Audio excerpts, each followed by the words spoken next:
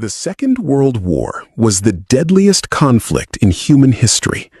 Between 1939 and 1945, more than 70 million people lost their lives. Entire cities disappeared beneath waves of fire and steel. Nations collapsed. Empires fell. Scientific discoveries changed warfare forever. The scars of this conflict still shape our world today. This is the complete history of World War II. To understand why the world descended into chaos, we must return to the end of the First World War. Although the fighting had stopped in 1918, the peace that followed was fragile.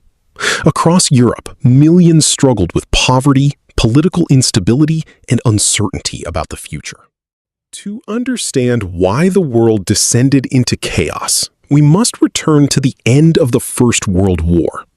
Although the fighting had stopped in 1918, the peace that followed was fragile. Across Europe, millions struggled with poverty, political instability, and uncertainty about the future. Throughout the 1920s, Germany faced an economic disaster unlike anything its people had experienced before. The value of the German mark collapsed so rapidly that prices changed several times a day. Workers rushed to spend their wages before their money became worthless. Families who had saved for decades lost everything almost overnight. Markets were filled with desperate citizens carrying wheelbarrows overflowing with banknotes, only to discover that the money was barely enough to buy a loaf of bread. Businesses closed, factories stood silent, unemployment soared, and hope slowly disappeared. For millions of Germans, it seemed that their nation had been abandoned by the world. Anger, frustration, and humiliation spread through every city and village, creating the perfect environment for a radical political movement to rise. Throughout the 1920s, Germany faced an economic disaster unlike anything its people had experienced before. The value of the German mark collapsed so rapidly that prices changed several times a day. Workers rushed to spend their wages before their money became worthless. Families who had saved for decades lost everything almost overnight. Markets were filled with desperate citizens carrying wheelbarrows overflowing with banknotes, only to discover that the money was barely enough to buy a loaf of bread. Businesses closed, factories stood silent, unemployment soared, and hope slowly disappeared. For millions of Germans, it seemed that their nation had been abandoned by the world. Anger, frustration, and humiliation spread through every city and village, creating the perfect environment for a radical political movement to rise. On January 30th, 1933, Adolf Hitler was appointed Chancellor of Germany. For many citizens, it appeared to be a routine political appointment. Few realized that it marked the beginning of one of history's darkest chapters. Within months, democratic institutions were dismantled. Opposition political parties were outlawed, newspapers were censored, and civil liberties disappeared. Government power became concentrated in the hands of a single leader. Germany was no longer a fragile democracy. It had become a dictatorship. As Adolf Hitler consolidated his power, Germany began rebuilding its military at an astonishing pace. In open defiance of the Treaty of Versailles, new factories produced tanks, artillery, and military aircraft. Thousands of young men volunteered or were recruited into the armed forces, while engineers developed modern weapons designed for a new kind of warfare. Across the country, military parades and training exercises became increasingly common. Airfields expanded, shipyards grew busier, and factories operated day and night to meet the demands of rapid rearmament. Although Germany claimed these actions were necessary for national defense, neighboring countries watched with growing concern. Intelligence reports revealed a military buildup unlike anything Europe had seen since the end of the First World War. The fragile peace established after 1918 was beginning to crack, and the balance of power across the continent was shifting once again. As Germany rebuilt its military, another powerful nation was pursuing its own ambitions. In Italy, Benito Mussolini promoted fascism, a political ideology centered on absolute authority, extreme nationalism, and military strength. His government dreamed of restoring the glory of the ancient Roman Empire. Meanwhile, across Asia, Imperial Japan rapidly expanded its military power. Modern battleships, aircraft carriers, and advanced fighter aircraft entered service as Japan sought to secure resources and territory throughout East Asia. Although separated by thousands of miles, Germany, Italy, and Japan shared a common belief. They viewed military expansion as the key to national greatness. Together, these rising powers would soon challenge the international order established after the First World War. Despite growing signs of danger, many governments believed diplomacy could preserve peace. International conferences were organized, treaties were negotiated, and political leaders continued to hope that compromise would prevent another catastrophic war. But behind closed doors, military factories worked around the clock. Intelligence agencies reported increasing troop movements, expanding air forces, and secret plans for future invasions. Europe appeared peaceful on the surface, yet beneath that calm, another global conflict was rapidly taking shape. By 1939, Europe had reached a breaking point. Germany had expanded its military, alliances were solidifying, and neighboring nations feared that peace would not last much longer. Every border became a potential battlefield. Every diplomatic meeting carried enormous consequences. The world stood only moments away from the largest war in human history. The morning of September 1st, 1939, German forces crossed the Polish border. Without a formal declaration of war, thousands of soldiers, tanks, and aircraft launched a coordinated assault unlike anything the world had witnessed before. The operation relied on speed, surprise, and overwhelming force. It was called Blitzkrieg, Lightning War. As German forces advanced deeper into Poland, the effectiveness of Blitzkrieg became painfully clear. Fast-moving armored divisions broke through defensive lines, while dive bombers targeted roads, railways, and military positions. Polish forces fought with determination, but they faced an enemy equipped with superior coordination, modern communications, and overwhelming firepower. Within days, the balance of the campaign had shifted dramatically, and Europe realized that a new era of warfare had begun. As German forces advanced deeper into Poland, the effectiveness of Blitzkrieg became painfully clear. Fast-moving armored divisions broke through defensive lines, while dive bombers targeted roads, railways, and military positions. Polish forces fought with determination, but they faced an enemy equipped with superior coordination, modern communications, and overwhelming firepower. Within days, the balance of the campaign had shifted dramatically, and Europe realized that a new era of warfare had begun. While Britain and France had declared war, Poland continued fighting alone. German armored divisions pushed relentlessly toward Warsaw, supported by waves of aircraft dominating the skies. Bridges, railways, and communication centers were systematically destroyed, making organized resistance increasingly difficult. Despite overwhelming odds, Polish soldiers fought with extraordinary courage. Cavalry units, infantry divisions, and civilian volunteers resisted wherever possible. Yet modern mechanized warfare was proving devastatingly effective. The speed of the German advance shocked military leaders across Europe.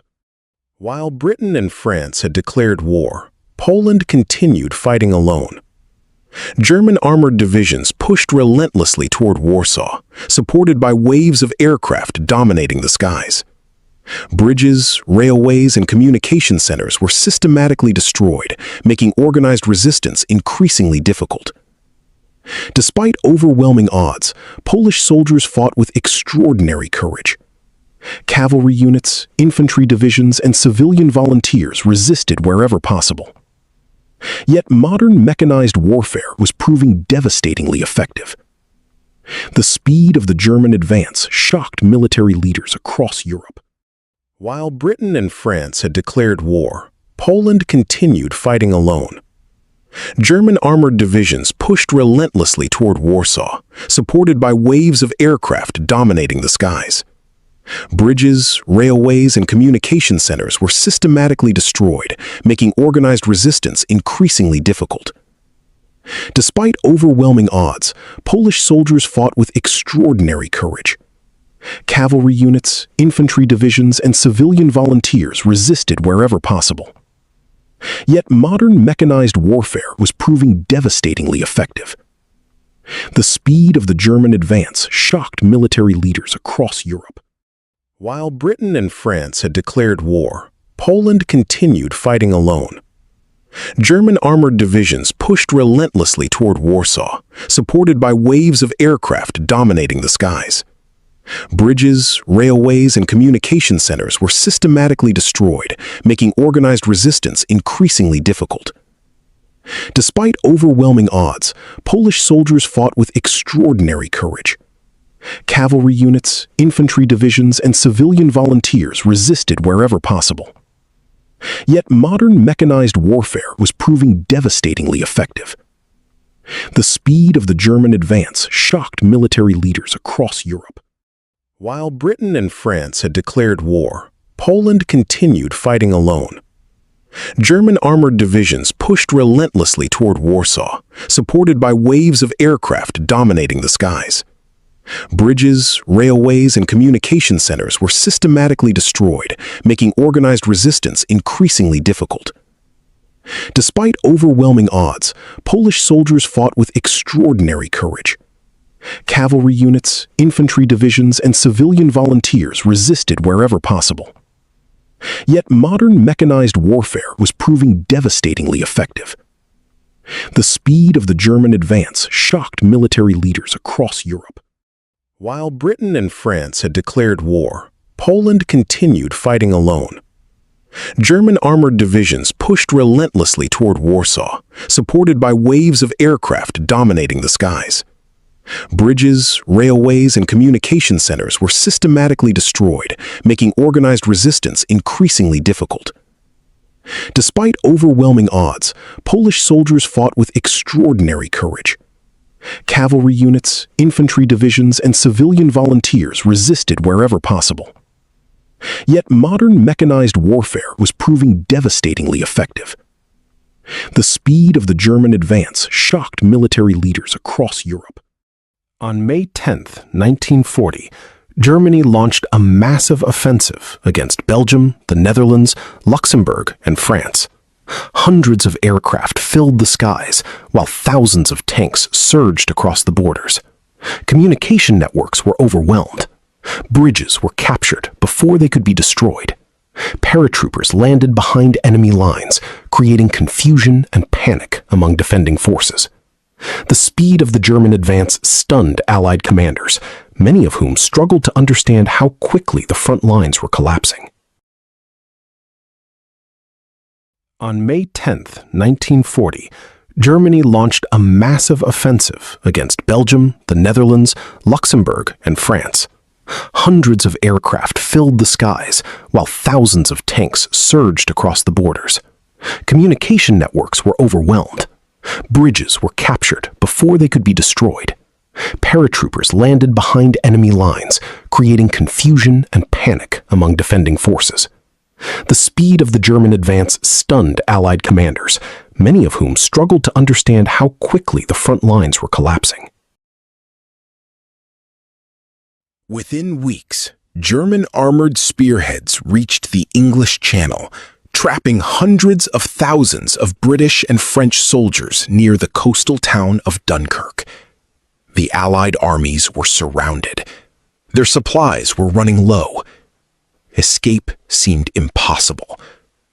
Yet what happened next would become one of the greatest rescue operations in military history. Across the English Channel, hundreds of civilian boats prepared to sail into a war zone to bring their soldiers home. The miracle of Dunkirk was about to begin. Within weeks, German armored spearheads reached the English Channel, trapping hundreds of thousands of British and French soldiers near the coastal town of Dunkirk. The Allied armies were surrounded. Their supplies were running low. Escape seemed impossible. Yet what happened next would become one of the greatest rescue operations in military history.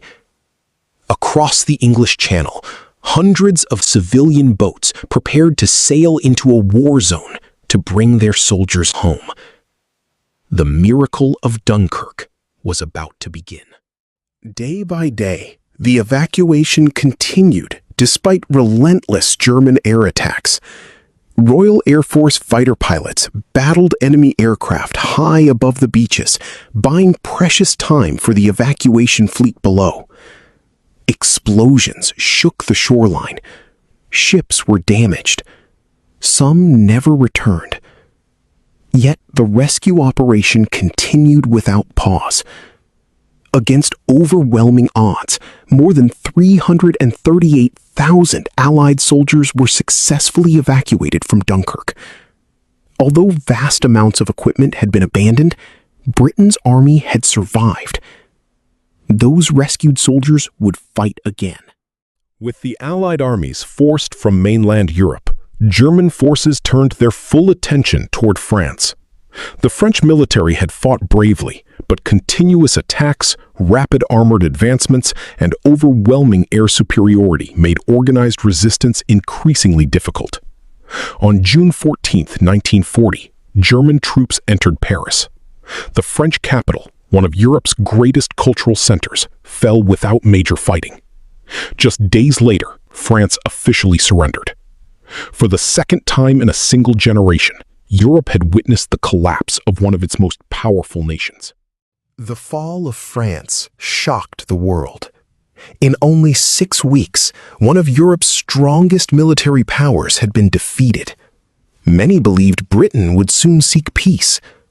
Across the English Channel, preparations began for what Germany expected would be the final campaign in Western Europe.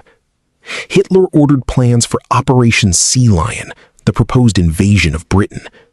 But before any invasion could take place, Germany first needed control of the skies. The next battle would not be fought primarily on land. It would be fought in the air. In the summer of 1940, the Battle of Britain began. The German Luftwaffe launched massive air raids against British airfields, radar stations, factories, and ports. Wave after wave of bombers crossed the English Channel, escorted by fighter aircraft. Standing in their way was the Royal Air Force. Outnumbered but determined, young British pilots climbed into their Spitfires and Hurricanes, knowing that the fate of their nation rested upon their shoulders. The skies above southern England were about to become the scene of one of history's greatest aerial battles. On July 10, 1940, the Battle of Britain officially began. The German Luftwaffe launched a massive air campaign designed to destroy Britain's ability to defend itself. Their first targets were shipping convoys, naval ports, and coastal installations along the English Channel. Every day, formations of bombers crossed the sea, escorted by fast fighter aircraft. Their mission was simple: eliminate the Royal Air Force and prepare the way for a German invasion. But Britain had an advantage Germany underestimated. A revolutionary network of radar stations detected incoming aircraft long before they reached the coast. This early warning system allowed RAF commanders to direct fighter squadrons exactly where they were needed. A new kind of war had begun, one fought high above the clouds. Day after day, fierce dogfights erupted over southern England. British Spitfires and Hurricanes climbed rapidly to intercept incoming German bombers before they could reach their targets. Pilots often fought at speeds exceeding 300 miles per hour, twisting through clouds, diving toward the ground, and climbing once again in desperate attempts to gain the advantage. Each battle lasted only minutes. Yet, within those brief moments, the fate of cities, and perhaps the entire nation, hung in the balance. Many pilots were barely 20 years old. Every mission could be their last. Unable to destroy the Royal Air Force, Germany changed its strategy. Instead of focusing primarily on military targets, the Luftwaffe began bombing British cities. London became the main objective. Night after night, air raid sirens echoed across the capital as thousands of civilians rushed into underground stations and public shelters. Homes were destroyed. Historic buildings burned. Entire neighborhoods disappeared beneath fire and rubble. This campaign became known as the Blitz. Despite months of relentless bombing, Britain's spirit remained unbroken. Emergency workers rescued survivors trapped beneath collapsed buildings. Firefighters battled enormous blazes that illuminated the night sky. Doctors and nurses treated the wounded without rest. Even after devastating air raids, factories reopened, trains resumed operation, and daily life continued wherever possible. Prime Minister Winston Churchill inspired the nation with speeches that emphasized courage, determination, and sacrifice. His words reminded millions that surrender was never an option. By the autumn of 1940, Germany had failed to achieve air superiority over Britain. The Royal Air Force remained operational. Radar stations continued to guide defending fighters. Aircraft factories replaced lost airplanes faster than expected. Facing mounting losses, Hitler postponed Operation Sea Lion indefinitely. For the first time since the war had begun, Nazi Germany had suffered a major strategic defeat. The Battle of Britain proved that Hitler's seemingly unstoppable war machine could be resisted. It marked a turning point that gave hope not only to Britain, but to the entire world. By the end of 1940, Adolf Hitler believed Britain could no longer threaten Germany directly. Although the United Kingdom had refused to surrender, Hitler turned his attention toward an even more ambitious objective: the Soviet Union. For years, Nazi leaders had viewed the vast lands of Eastern Europe as essential for Germany's future. They believed that conquering these territories would provide farmland, oil, minerals, and resources needed to sustain a growing empire. Despite signing a non-aggression pact with the Soviet Union in 1939, Hitler had never intended for the agreement to last. Behind closed doors, German military planners spent months preparing the largest land invasion in human history. The operation was given a single code name: Operation Barbarossa. Before dawn on June 22, 1941, more than 3 million German and Axis soldiers stood ready along an immense front stretching nearly 2,000 miles. Thousands of tanks waited silently in the darkness. Artillery crews loaded their guns. Pilots climbed into aircraft lined across military airfields. Then, without warning, the silence was shattered. Massive artillery bombardments lit up the eastern horizon as German forces crossed the Soviet border. Within minutes, hundreds of aircraft attacked airfields, communication centers, and military bases across the Soviet Union. The largest invasion ever launched had begun. The speed of the German advance stunned Soviet commanders. Entire defensive positions collapsed within days as armored spearheads drove deep into Soviet territory. Fast-moving tank divisions bypassed isolated strongholds, leaving infantry to surround and capture them later.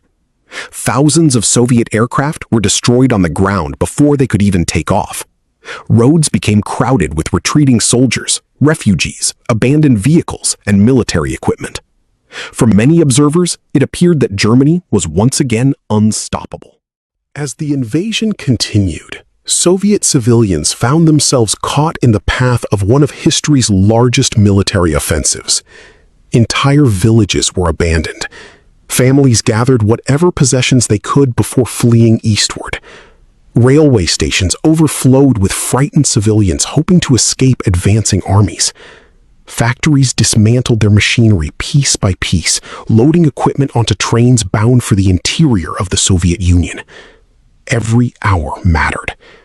The survival of an entire nation depended upon how quickly people could move beyond the reach of the advancing front. By late summer, German forces had advanced hundreds of miles into Soviet territory. Entire armies had been surrounded. Hundreds of thousands of prisoners had been captured. Military analysts around the world believed the Soviet Union was on the verge of collapse. Yet beneath the surface, a different story was beginning to unfold. Factories relocated beyond the Ural Mountains resumed production. Fresh divisions arrived from distant regions. And as autumn approached, the vast geography of the Soviet Union and the coming winter would soon challenge even the most powerful army in Europe. The invasion that had begun with astonishing speed was about to face its greatest test. By September 1941, German forces had advanced hundreds of miles into Soviet territory. Entire cities had fallen, millions of Soviet soldiers had been captured, and the road to Moscow, the political and symbolic heart of the Soviet Union, appeared open. Hitler believed one final offensive would end the war in the East before winter arrived. The German High Command launched Operation Typhoon, a massive assault involving more than 1 million soldiers, thousands of tanks, artillery pieces, and aircraft. Their objective was clear: capture Moscow and force the Soviet Union to surrender. As armored columns surged forward, the world watched anxiously. Many believed the fall of Moscow was only weeks away. As German forces approached the Soviet capital, panic spread throughout Moscow. Government offices evacuated important documents. Museums packed priceless treasures for transport deep into the interior. Thousands of civilians dug anti-tank trenches, constructed defensive barriers, and prepared for the possibility of street-to-street fighting. Despite the growing danger, Joseph Stalin remained in the city. His decision to stay became a powerful symbol of Soviet determination. Across Moscow, loudspeakers broadcast patriotic speeches, while factories continued producing weapons day and night. The city prepared for the battle that would determine its future. As November turned into December, temperatures plunged far below freezing. Snow covered the battlefields. Engines refused to start. Weapons malfunctioned. Many German soldiers had expected the campaign to end before winter and were not equipped for the brutal cold. Meanwhile, fresh Soviet divisions arrived from Siberia. These troops had been specially trained and equipped for winter warfare. Wearing white camouflage uniforms and supported by modern T-34 tanks, they prepared to launch a powerful counteroffensive against the exhausted German army. On December 5, 1941, the Soviet Union launched a massive counteroffensive. Fresh Siberian divisions attacked across the frozen front, forcing German troops to retreat from the outskirts of Moscow. For the first time during the war, Germany suffered a major strategic setback on land. The myth of an invincible German army had been broken. Although the fighting on the Eastern Front was far from over, the Battle of Moscow proved that Nazi Germany could be stopped.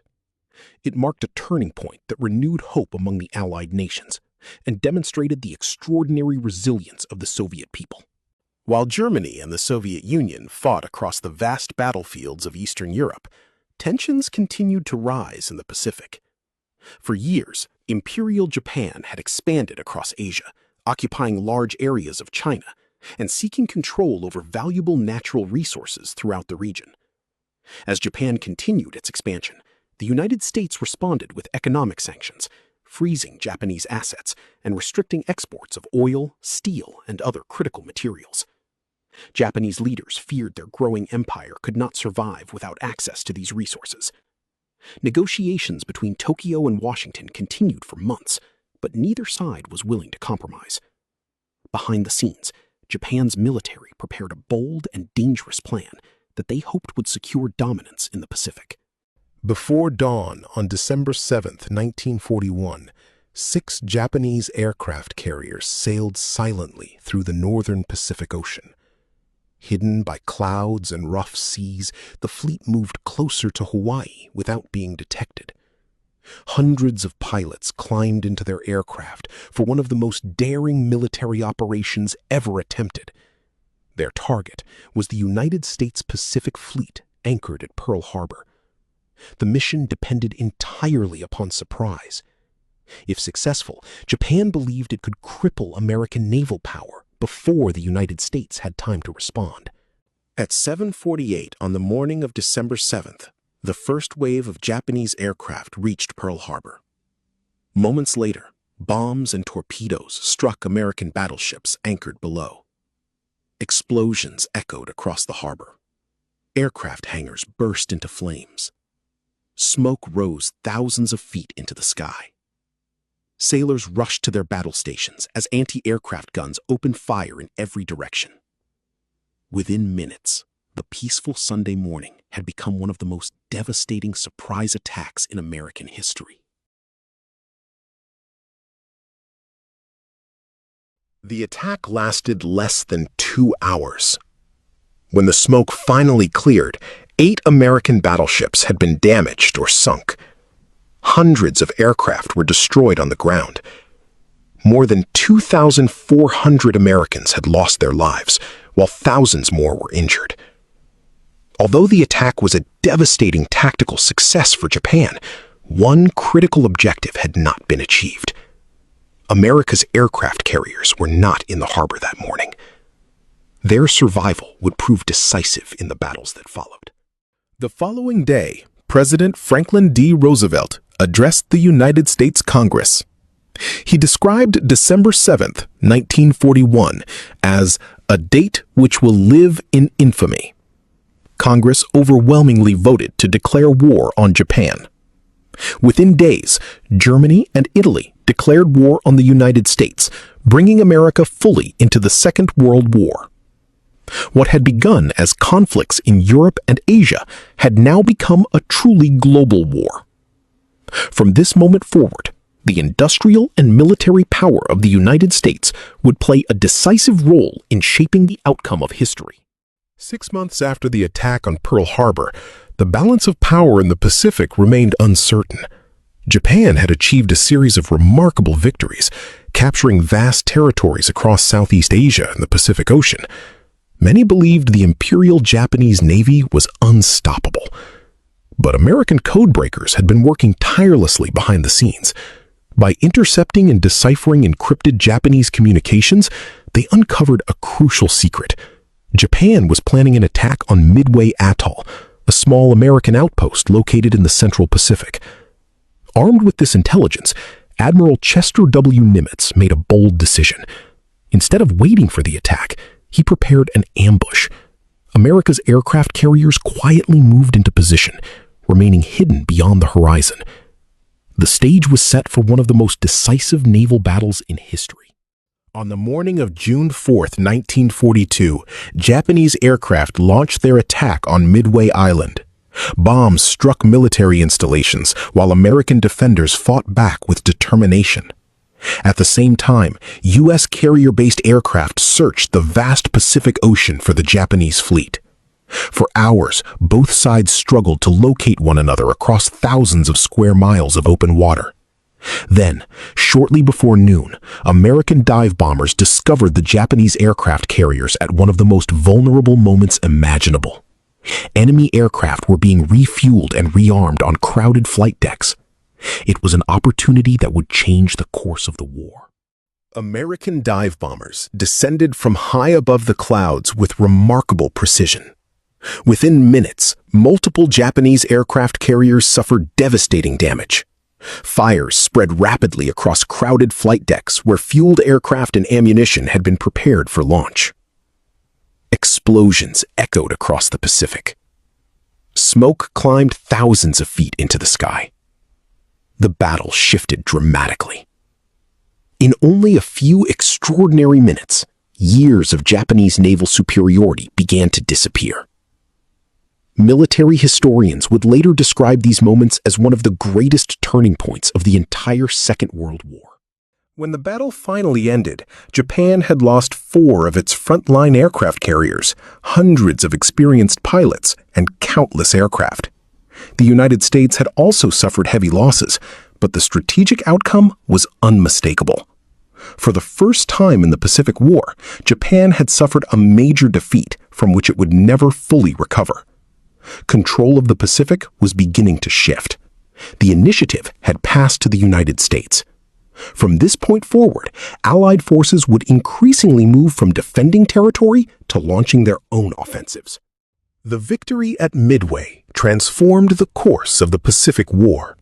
It demonstrated the growing strength of American intelligence, industrial production, and naval aviation. More importantly, it proved that Japan's seemingly unstoppable advance could be halted. Across the Pacific, new campaigns were already being planned. The next great objective was an island deep within the Solomon Islands chain. Its name was Guadalcanal. There, Allied and Japanese forces would fight a brutal campaign lasting 6 months, where every hill, jungle trail, and coastline would be contested with extraordinary determination. The road toward Allied victory had begun. Following the decisive victory at Midway, Allied commanders sought to seize the initiative in the Pacific. Their next objective was Guadalcanal, a remote island in the Solomon Islands, where Japanese forces were constructing an airfield that threatened Allied supply routes between the United States and Australia. On August 7, 1942, thousands of United States Marines landed on the island in the first major Allied offensive against Japan. The beaches were secured quickly, but the real battle was only beginning. Dense tropical jungles, steep mountains, and relentless heat created an unforgiving battlefield unlike anything most American soldiers had ever experienced. Every step inland would be fiercely contested. After securing the unfinished airfield, American engineers worked day and night to complete its construction. The airfield was renamed Henderson Field in honor of a Marine pilot killed during the Battle of Midway. Soon, American fighter aircraft and bombers began operating from the newly completed runway. Its capture transformed the strategic balance across the Solomon Islands. Japanese commanders immediately recognized its importance. They prepared powerful naval and ground forces to retake the airfield at any cost. What followed became one of the longest and most brutal campaigns of the Pacific War. After securing the unfinished airfield, American engineers worked day and night to complete its construction. The airfield was renamed Henderson Field in honor of a Marine pilot killed during the Battle of Midway. Soon, American fighter aircraft and bombers began operating from the newly completed runway. Its capture transformed the strategic balance across the Solomon Islands. Japanese commanders immediately recognized its importance. They prepared powerful naval and ground forces to retake the airfield at any cost. What followed became one of the longest and most brutal campaigns of the Pacific War. The fighting soon spread deep into Guadalcanal's dense jungles. Visibility was often limited to only a few meters. Heavy rain turned narrow trails into rivers of mud. Heat, humidity, disease, and exhaustion became constant companions for soldiers on both sides. Malaria claimed thousands of casualties. Food and clean drinking water were often scarce.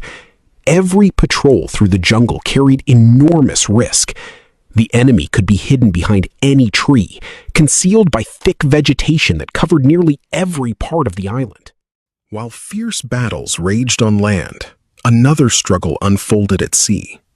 Almost every night, Japanese destroyers raced through the narrow waters surrounding Guadalcanal, delivering troops and supplies under the cover of darkness. Allied sailors nicknamed these dangerous missions the Tokyo Express. Naval battles erupted without warning. Cruisers exchanged heavy gunfire across the dark ocean. Destroyers launched torpedoes at close range. The waters surrounding Guadalcanal became one of the most contested seas of the entire war.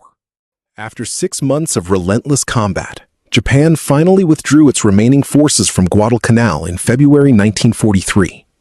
The victory came at a tremendous cost.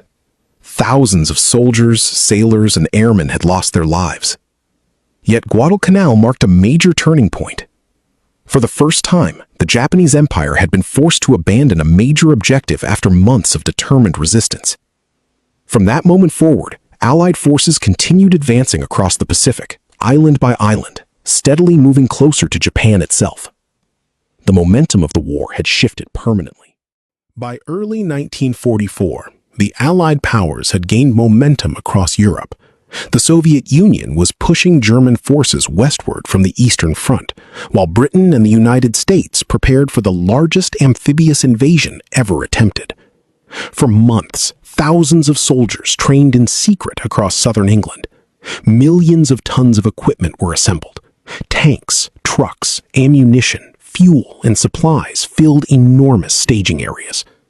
To protect the operation, Allied intelligence launched one of history's greatest deception campaigns. Fake armies, inflatable tanks, wooden aircraft, and false radio transmissions convinced German commanders that the invasion would occur at Pas-de-Calais instead of Normandy. As the final preparations were completed, more than 150,000 Allied soldiers waited for... During the night of June 4, 1944, thousands of transport aircraft crossed the English Channel. Inside the aircraft, American and British paratroopers waited in silence. As they approached occupied France, green signal lights flashed inside the cabins. One by one, the soldiers jumped into the darkness below. Scattered across Normandy, these airborne troops captured bridges, disrupted German communications, and secured vital crossroads before the main invasion began. Their courage helped pave the way for the largest seaborne assault in military history. At dawn on June 6, 1944, an enormous Allied fleet appeared off the coast of Normandy.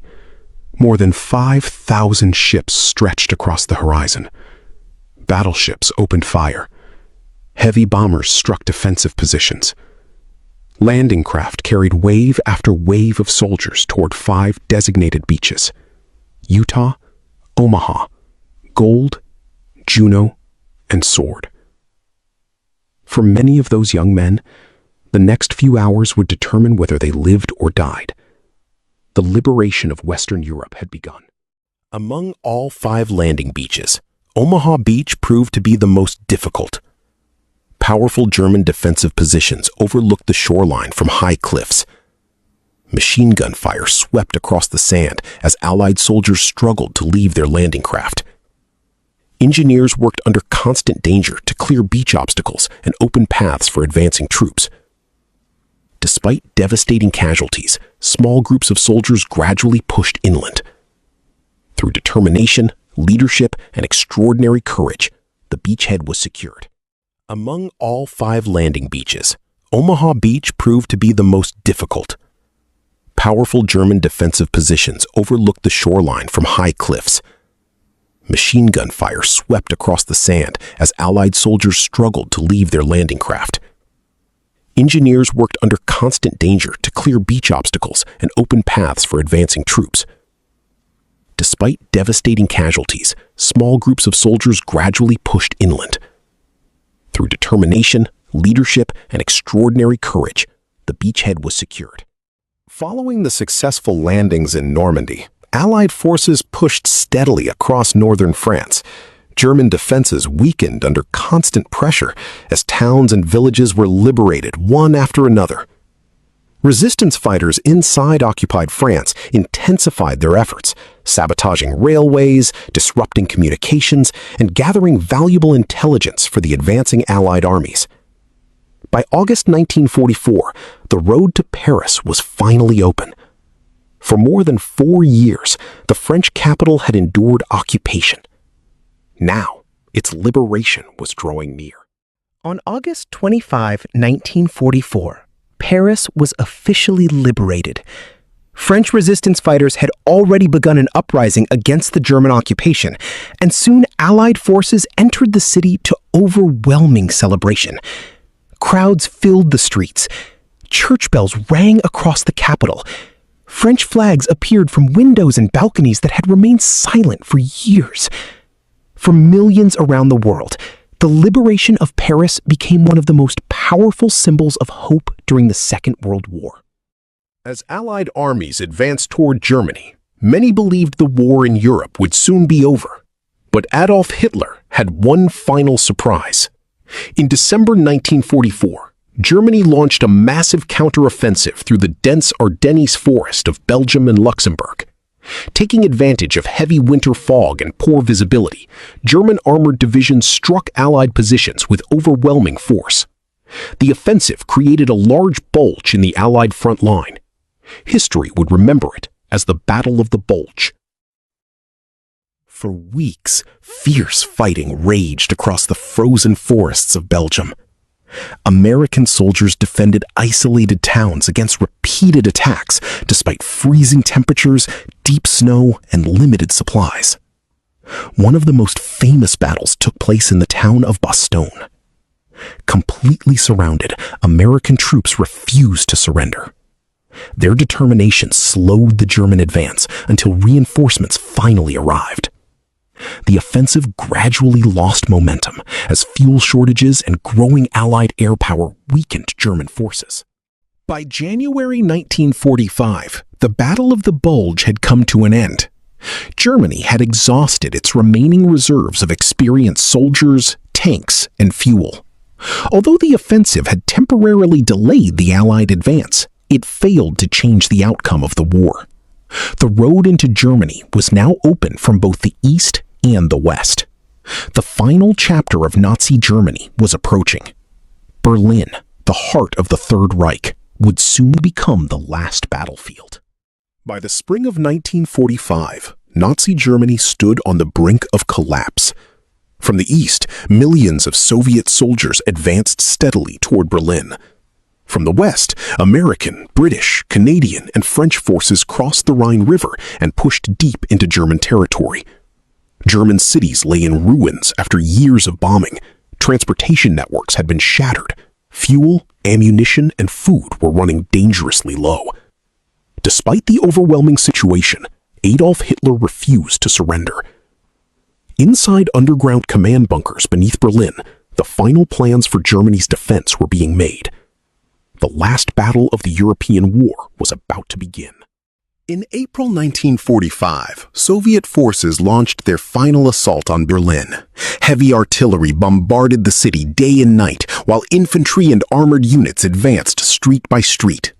Every bridge, every building, and every intersection became a battlefield. German defenders fought desperately as civilians sought shelter in underground stations and damaged basements. Smoke covered the skyline while fires burned across entire districts. The capital of the Third Reich had become a city under siege. As the fighting reached the center of Berlin, Germany's leadership faced the inevitable. On April 30th, 1945, Adolf Hitler died inside his underground bunker. His death marked the collapse of the Nazi regime that had ruled Germany for more than 12 years. Outside, the battle continued. Within days, Soviet soldiers secured key government buildings and raised their flag over the Reichstag, a powerful symbol that the war in Europe was nearing its end. On May 7, 1945, representatives of Germany signed the documents of unconditional surrender. The following day, May 8th, became known as Victory in Europe Day, or VE Day. Across London, Paris, New York, and countless other cities, millions gathered in the streets to celebrate. Church bells rang, flags waved, families embraced. After nearly 6 years of devastating conflict, the war in Europe had finally come to an end. Yet in the Pacific, the fighting was not over. Although victory had been achieved in Europe, another chapter of the Second World War still remained. Across the Pacific Ocean, fierce fighting continued as Allied forces advanced steadily toward the Japanese home islands. Military planners warned that an invasion of Japan could become one of the bloodiest operations in history. Unknown to most of the world, a secret scientific project was nearing completion. Its success would introduce a weapon unlike anything humanity had ever seen. The final act of the Second World War was about to begin. Although Nazi Germany had surrendered, the war in the Pacific continued with extraordinary intensity.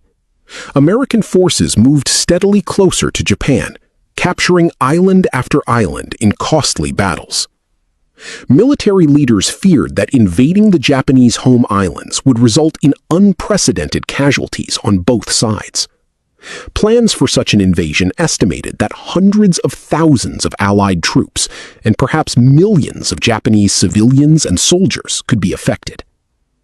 Meanwhile, in absolute secrecy, scientists working under the Manhattan Project had developed a revolutionary new weapon. For years, thousands of researchers and engineers had collaborated across laboratories and industrial sites in the United States. On July 16, 1945, in the deserts of New Mexico, the world's first successful nuclear test lit up the night sky. Humanity had entered the atomic age. Following the successful test, Allied leaders faced one of the most difficult decisions of the war. They believed the new weapon might force Japan to surrender quickly and avoid a prolonged invasion. After diplomatic efforts failed to produce an immediate surrender, the decision was made. On August 6, 1945, an American B-29 bomber named Enola Gay departed from Tinian Island carrying an atomic bomb. Its destination was the Japanese city of Hiroshima. Few people below realized that history was about to change forever. At approximately 8:15 in the morning, the atomic bomb exploded over Hiroshima. Within moments, a powerful blast and intense heat devastated much of the city. Buildings were destroyed across a wide area, fires spread rapidly, and tens of thousands of people were killed or seriously injured. The long-term effects of radiation would continue to impact survivors for decades. The destruction shocked the world. It demonstrated a level of destructive power unlike anything previously witnessed in human history. 3 days later, on August 9, 1945, a second atomic bomb was dropped on the city of Nagasaki. At nearly the same time, the Soviet Union declared war on Japan and launched a major offensive in Manchuria. Facing overwhelming military pressure and unprecedented destruction, Japan's leaders recognized that continuing the war would bring even greater suffering. Discussions within the Japanese government intensified as the nation confronted an impossible reality. The Second World War was approaching its final days. On August 15, 1945, Emperor Hirohito addressed the Japanese people by radio for the first time in history.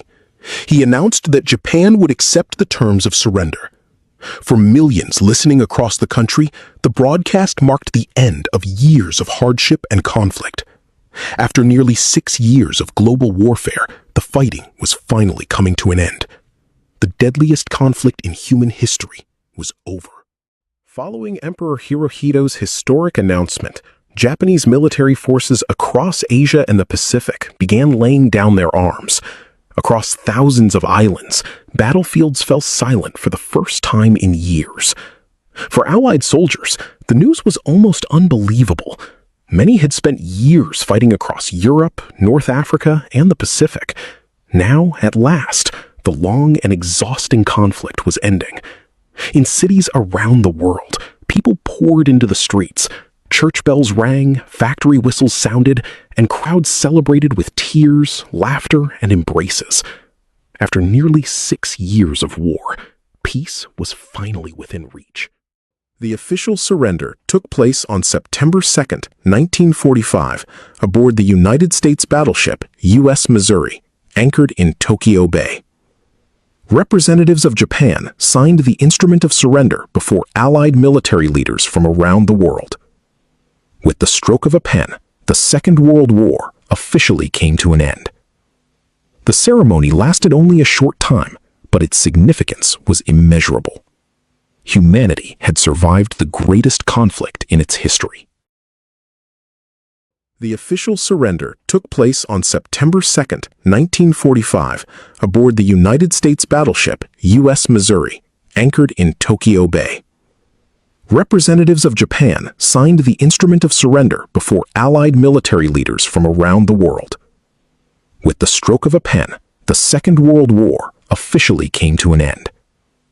The ceremony lasted only a short time, but its significance was immeasurable. Humanity had survived the greatest conflict in its history.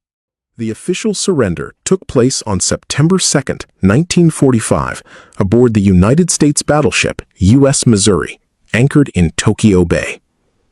Representatives of Japan signed the instrument of surrender before Allied military leaders from around the world. With the stroke of a pen, the Second World War officially came to an end.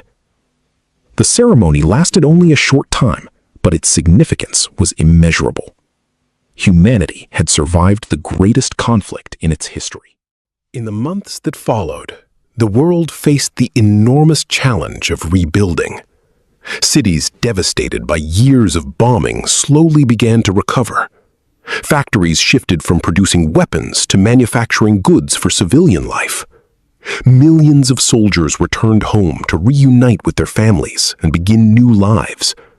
A new international organization, the United Nations, was established with the hope of preventing another global conflict. Although peace had finally arrived, the world itself had changed forever. World War II reshaped the global balance of power. The United States and the Soviet Union emerged as two dominant superpowers. Europe began rebuilding from unimaginable destruction. Across Asia and Africa, movements for independence gathered momentum. New technologies developed during the war transformed transportation, medicine, communications, and scientific research. The world entered a new era, one defined by both remarkable progress and new geopolitical tensions. History had turned a page, but its lessons would remain. Although the guns had fallen silent, the legacy of the Second World War would shape the modern world for generations. Entire nations faced the enormous task of rebuilding their economies, restoring infrastructure, and helping millions of displaced people return home. Cities that had once been reduced to rubble slowly rose again. Schools reopened. Factories resumed production. Families began rebuilding lives interrupted by years of conflict. Yet beneath this hopeful recovery, a new rivalry was already emerging. The United States and the Soviet Union, once allies against Nazi Germany, now stood on opposite sides of an increasingly divided world. The Second World War had ended. The Cold War was beginning. The war also transformed science and technology. Radar improved air defense. Jet engines revolutionized aviation. Computers took their first important steps toward the digital age. Medical advances saved countless lives. Rocket technology eventually carried humanity into space. Yet, alongside these remarkable achievements came the terrifying reality of nuclear weapons. Scientific progress had demonstrated its extraordinary potential to improve lives, but also its unprecedented capacity for destruction. The choices humanity made after the war would shape the future of civilization itself. Today, the battlefields of World War II have become places of remembrance. Former front lines are now peaceful landscapes. Military cemeteries honor those who never returned home. Museums preserve uniforms, letters, photographs, and personal stories from the conflict. Each memorial serves as a reminder that behind every statistic was a human life, a family, a dream, and a life forever changed. Remembering history is not only about understanding the past, it is about protecting the future. The Second World War remains the largest and most devastating conflict in human history. It reshaped borders, transformed governments, accelerated scientific discovery, and forever changed the lives of billions of people around the world. Its heroes came from every nation. Its victims came from every generation. And its lessons continue to guide humanity more than 80 years later. History is more than a collection of dates and battles. It is the story of human courage, sacrifice, resilience, and hope. As we remember the events of World War II, we honor those who lived through its darkest days and renew our commitment to building a future where such tragedy is never repeated. Thank you for watching. If you enjoyed this documentary, don't forget to like the video, subscribe to the channel, and join us again as we explore the incredible stories that shaped our world.